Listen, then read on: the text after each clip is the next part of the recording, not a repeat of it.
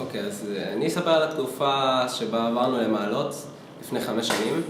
אני עברתי מכרמל אחרי 11 שנה שגרתי בכרמל, חברים מכרמל, משפחה אפילו שהייתה מכרמל, הייתי שם ממש מסתובב, יוצא כל יום. ואז כשעברנו למעלות עברתי לגמרי לבד, ולא יצאתי, הייתי חוזר מהבית ספר ונכנס ישר למיטה, לא יוצא, לא מבלה, שום דבר. וממש נכנסתי לדיכאון מהעניין הזה, מהסיפור הזה. אפילו לא ניסיתי להכיר חברים חדשים שהיו במעלות, ולא נתתי צ'אנס לאף ניסיון בכלל של אמא שלי אפילו להכיר לי חברים. ויום אחד החלטתי ככה לקום, לצאת מהמיטה, לנסות בכל זאת להכיר מישהו, לצאת עם איזה אחיין של חבר, של דודה שלי, סיפור ארוך. אז יצאתי איתו יום אחד ככה, יצאנו בילינו וזה היה באמת נחמד. היום, 5 שנים אחרי, לא רק שאני בערך חבר של כל השכונה, אנחנו גם לא יוצאים כל יום, מבלים כל יום, וחבל על הזמן, בקיצור. לפני כחצי שנה ערכו לי הילדים שלי מסיבת הפתעה, לי ולבעלי, ל-25 שנות נישואים, חתונת הכסף.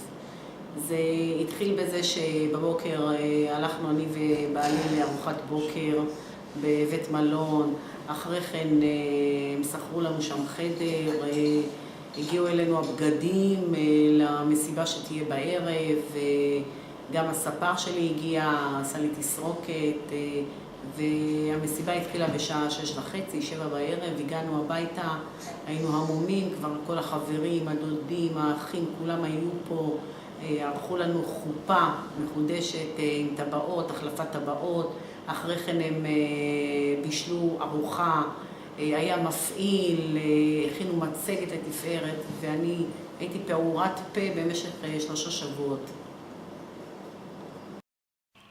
לפעמים אחרי שעובר עלינו יום קשה, כמו היום שלי כמובן, גורם לי לחשוב למה אי אפשר למות קצת לאיזה 2-3, יום-יומיים של שקט, בלי לחץ, בלי מריבות עם אנשים, בלי צעקות, בלי עצבים, בלי משברים, בלי כל דבר ששובר לנו את הלב. בפנים אנחנו שבורים, מבחוץ אנחנו רק משחקים אותה, שלא אכפת לנו שאנחנו בסדר ומחייכים חיוך מלכותי. אבל בפנים בא לנו למות. איך זה תמיד מגיע למצב הזה שאנחנו אומרים לעצמנו, אין לי כוח לחיים האלה, יצא לכם יום אחד להגיד את זה? אולי זה סלנג, אבל לפעמים באמת נמאס ואין כוח.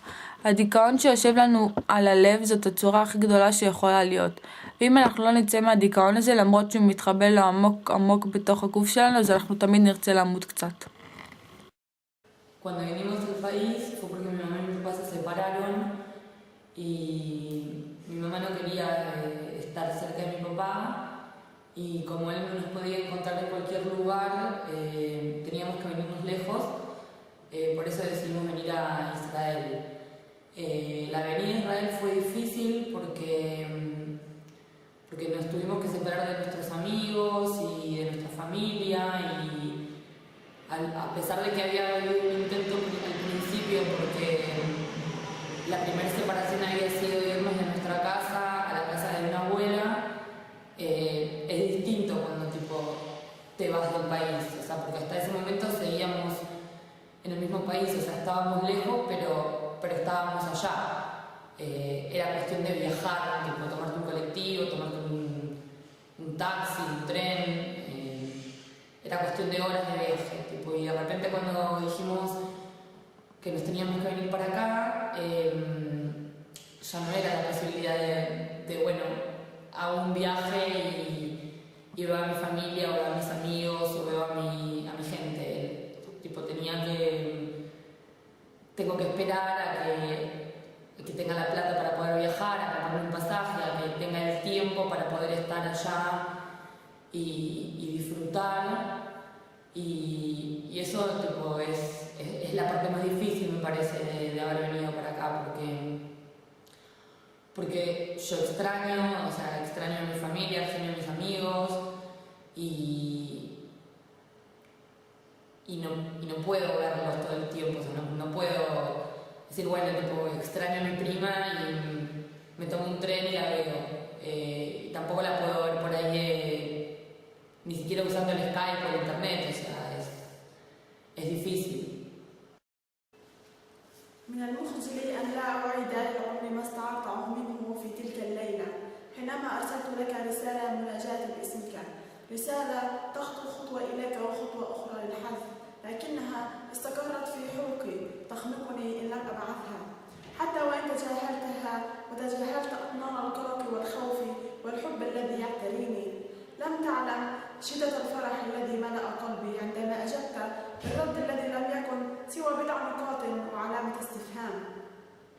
كانت سعادتي كالنار تنصب داخل جسدي لتحرق جميع أحزاني. رغم أنني كنت قلقة جدا خوفا من أنني كنت فتاة مزعجة بالنسبة لك، وأنك ترغب في أن تقول لي كفى أسئلة رغبية واطمئنانا سخيفا علي، لكنني تجاهلت ذلك بحديثك معي الذي لطالما اشتقت أن أحييه في رسائلي، وحديثك الذي لطالما أردت أن أراه مطبوعا في عيناي، أقرأه من خلال مرآتي كلما رغبت. في تلك الليلة بانتهاء حديثنا سرحت في السقف أرجوه أن يحفظ نظراتي التي تغمرهما السعادة والراحة لكي يسكب لي منها في كل ليلة أقضيها دون أن أحدثك فيها. كما لم يكترث الليل أين يحل القمر. رواية أنت لي هي تفصيل آخر لمشاعري، رواية أود أن أنهيها فلربما كانت نهايتها جميلة، وبذلك تتحرر قيود سعادتي بسعادة وليد ورغد. وحيدة أنا لا رغبة لي في النوم، لا رغبة لعمري أن يركض في تفاؤل أو في بعض من السعادة، لا رغبة لي في أن أنام، لا رغبة لحركة قلبي أن يجف لهبها داخلي، أو أن أسكب فصل من فصولي يرغب الغيم أن يسكب شيئا من أمطاره يمنحني أنفاسا تبرد قلبي. سبت فراغ كبير ليلة عيد ميلادي جف من آمالي وأحلامي. عيد ميلادي أضحى في الأرض أشلاء من أحرف تفتقر للحب للفرح ولمعنى يفوق في روحي مشاعر كثيرة تنادي بك عند الفجر. أي عيد هذا الذي ينطفئ فيه النور دون مشاعر ودون شموع ودون صوت يقول لي كل عام وأنت بخير، صوت يشبه صوتك تحديدا، صوت يشعرني بشيء مختلف ربما بالأمان والحب. أي عيد هذا الذي يشهد على حيرتي في حالي ووحدتي في غيابك. عيدي نعم يشهد أني لم أرى عيناك اللتان لم أرهما من قبل. في عيد 19 خدود الفرح اسمرت حزنا في غيابك، وإكليل عيدي مضى دون ذبول معلوك الربيع. أنت كنت دعوتي للفرح، كنت شيئا مني، كنت شيئا منه الشعور بالفرح ومنه الشعور بالحزن، شيئا فيه نبض، شيء كقلبي. أنكرني العيد في كؤوس احتفالاتي، أنكرني ولم يدر العمر بي. كبرت ومسك فرحي تآكله حب الزمان، كبرت وعلقم هجرانك يركض في أوردتي. لا تتجنبني ففي عمري أعياد كثيرة مضت عني دون سؤال. لا تتجنبني فأنت عيد لا أتمنى غير فرحته.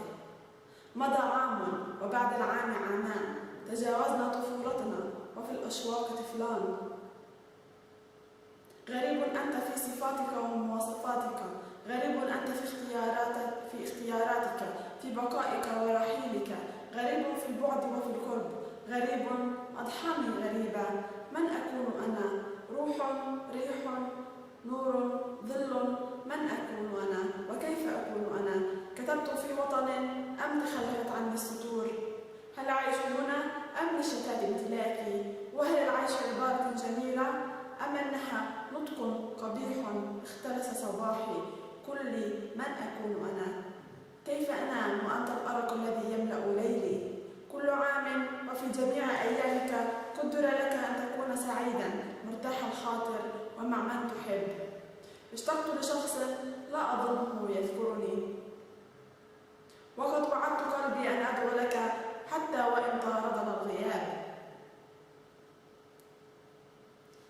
ترحل أنت وأرحل أنا، ويأتي الليل خيالك ويأتي خيالك مع الليل. فمن يدرك يا سيدي عذاب امرأة تحاول خيار رجل رحل. אני שולחת חיוכים, כולם חושבים שהם אמיתיים, הם יורים מילים פוגעות, מילים קשות. אני שותקת ומתעלמת, הם חושבים שלי הם לא מזיזים, טעות גדולה הם טועים.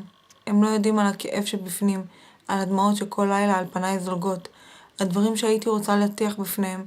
אני עוזרת אומץ לפעם הבאה, אני חושבת מה אני אגיד, אני מתכננת כל מילה ומילה, איך להסביר להם שנפגעתי, ובקרוב אני אגרום להם להיפגע. אבל אז, כשהפעם הזאת מגיעה, אני מאבדת את האומץ, שותקת, לא מוציאה מילה. הם חושבים שהם פספסו, מתחילים, אני שומעת את הלחשושים. הם חושבים באיזה עוד מקום רגישים יוכלו לתקוע סכינים. אז אני מוכנה לתת להם תשובה מאוד ברורה, שתגיד להם שהם הגיעו אל המטרה.